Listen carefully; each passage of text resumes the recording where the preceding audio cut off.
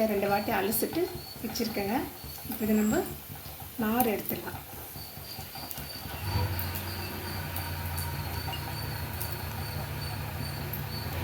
இந்த மாதிரி கட் பண்ணி வச்சுக்கலாங்க. அவரைக்காய் கடாயில் 1 டேபிள் ஸ்பூன் எண்ணெய் சேர்த்துக்கலாங்க. 1/4 டீஸ்பூன் கடுகு பொரிஞ்சிடுச்சு.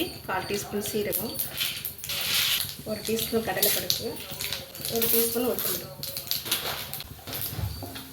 பருப்பெல்லாம் கொஞ்சம் வறுபடணும்.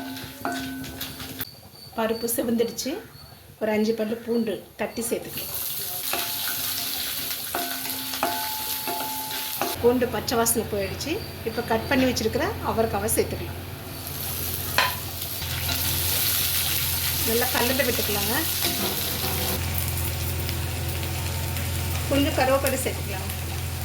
1 நிமிஷம் நல்லா வதக்கி விட்டுக்கலாங்க. 1/4 டீஸ்பூன் மஞ்சள் தூள் சேர்த்துக்கலாம்.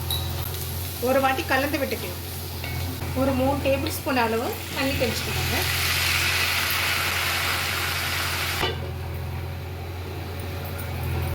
காய் நல்லா வெந்துடுச்சுங்க.